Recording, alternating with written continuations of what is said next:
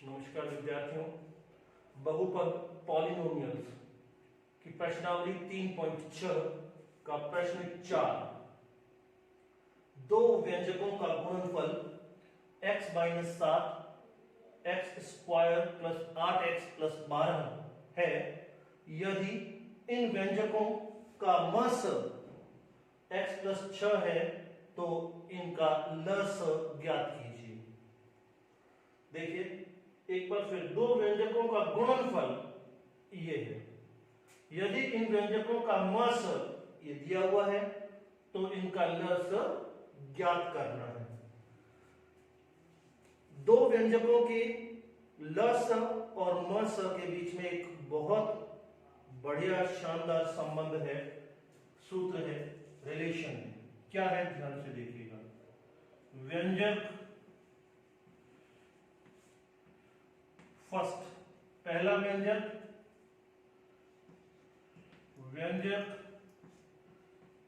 Second, दूसरा व्यंजक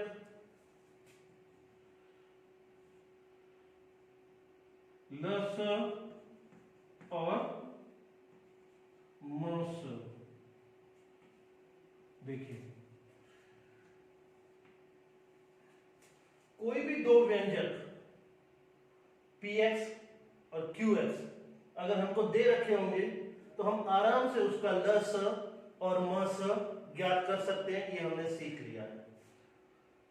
तो दो व्यंजकों का लस और मस ज्ञात करना, इन व्यंजकों में और उनके लस और मस में, केवल दो व्यंजकों के लस और मस में ये संबंध लागू होता है।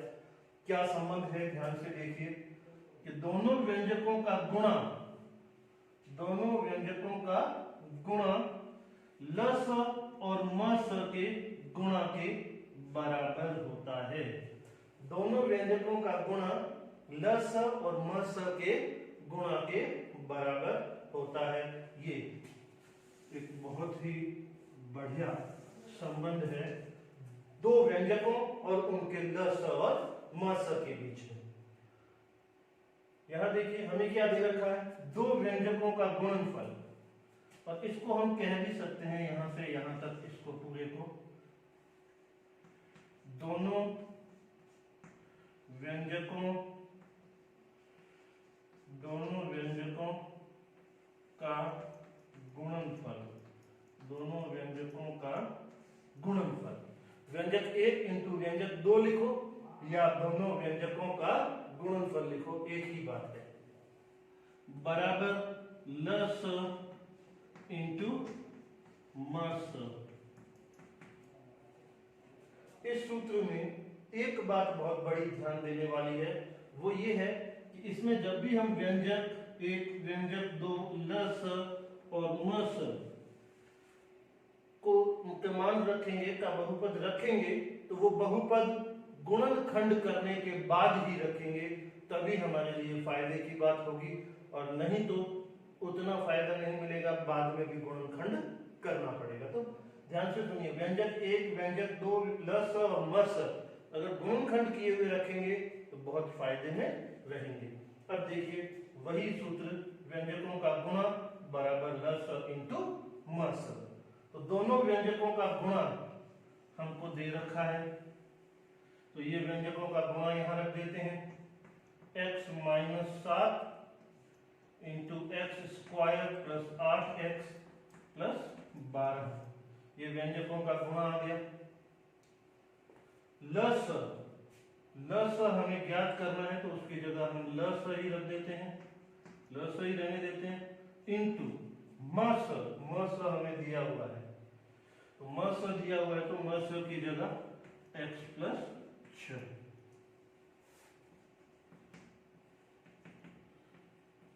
अब देखिए ये तो एक घातीय व्यंजक है तो गुणनखंड किया हुआ है, यहां पे ये द्विघातीय व्यंजक है तो इसके गुणनखंड हमको करने पड़ेंगे, और हमको बहुत बेहतर तरीके से आते हैं इसके गुणनखंड मध्य पद के दो टुकड़े करने पर। तो 8x के दो टुकड़े क्या होंगे, 8x के दो टुकड़े जिनके जोड़ने पर तो 8x आना चाहिए और गुणा करने पर इन दोनों का एक्स स्क्वायर और 12 का गुणा यानी 12x स्क्वायर आना चाहिए। तो वो दो टुकड़े बड़े स्पष्ट है, एक बार फिर यहाँ पर मैं आपको करके बता देता हूँ। 8x के दो टुकड़े करने हैं, जिन दो टुकड़ों का योग 8x होना चाहिए या प्लस 8x है तो प्लस 8x होना चाहिए, और इन दोनों टुकड़ों का गुणा प्लस 12x स्क्वायर होना चाहिए। अब कैसे करें टुकड़े, यहां से गुणनखंड करना शुरू करते हैं। 12 के गुणनखंड होते हैं 12 इंटू 1, लेकिन 12 और 1 को जोड़ने पर या घटाने पर 8 नहीं आता। इसी तरह से 6 इंटू 2, 6 और 2 को जोड़ने पर 8 आ जाता है। तो ये वाला गुणनखंड हमारे काम आ गया। तो ये देखिए 6x और इधर 8x प्लस 6x और 8x, इसको जोड़ो, सॉरी 6x और इधर 2x है, 6x और 2x, 6x और 2x को जोड़ा तो 8x आ गया, 6x और 2x को गुणा किया तो 12x स्क्वायर आ गया। बिल्कुल ये दोनों टुकड़े हमारे लिए बिल्कुल सही है। यहाँ रख करके इस दूसरे कोष्ठक का गुणनखंडन करते हैं। तो ये x minus 7 x square plus 6x plus 2x plus 12 बराबर, बाकी जो है वैसा का वैसा लिखना पड़ेगा लस, क्योंकि पूरा समीकरण अपन हल कर रहे हैं। तो x प्लस 6 या x माइनस 7, इसमें पहले दो पदों में x कॉमन, x प्लस 6 आ जाएगा, इधर x रह गया, इधर 6 आ जाएगा।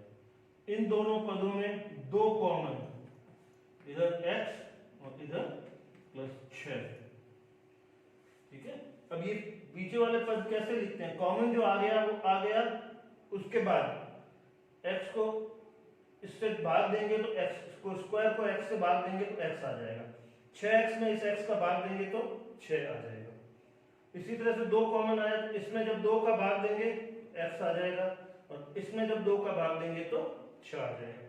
यहाँ हम लोग एक बार फिर गुणा करके चेक कर सकते हैं, x into x x square, x into 6x, 2 into x 2x, 2 into 6 12, बिल्कुल सही है। वो दोनों कोष्ठक में सेम आ गया, इसका मतलब एकदम सही है, कोई इसमें गलती नहीं है। बराबर plus into x plus 6, x minus 7 x plus 6 common आ गया, और दूसरे में ये x प्लस 2 बच गया, बराबर लस इंटू x प्लस 6।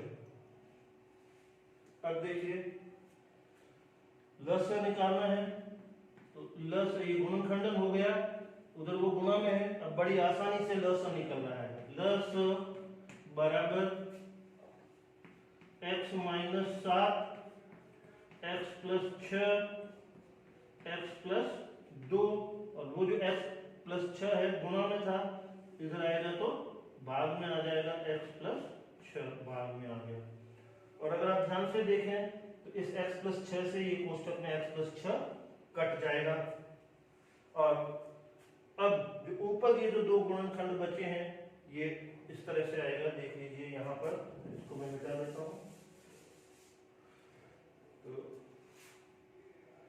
लस बराबर x minus 7 into x plus 2,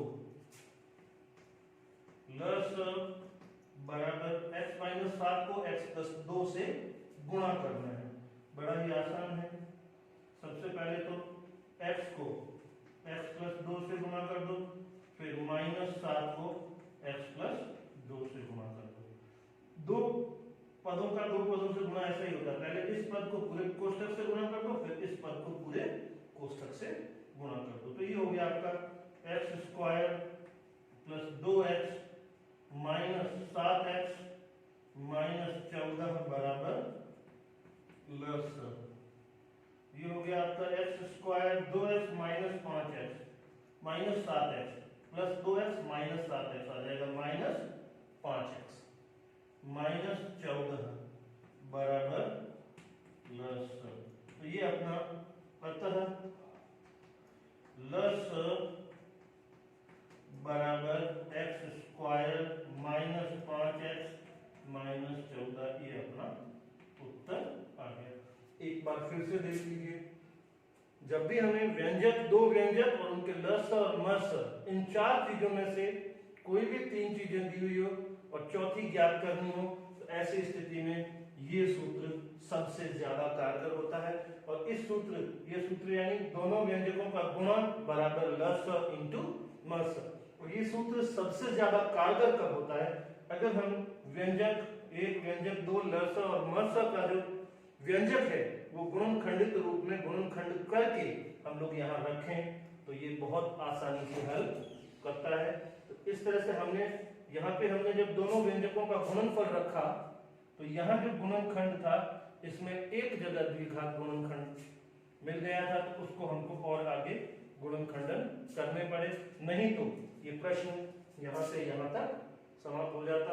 इस तरह के एक प्रश्न और है प्रश्नावली में, अगर आप प्रयास करेंगे, कोशिश करेंगे तो आराम से हल कर लेंगे। धन्यवाद।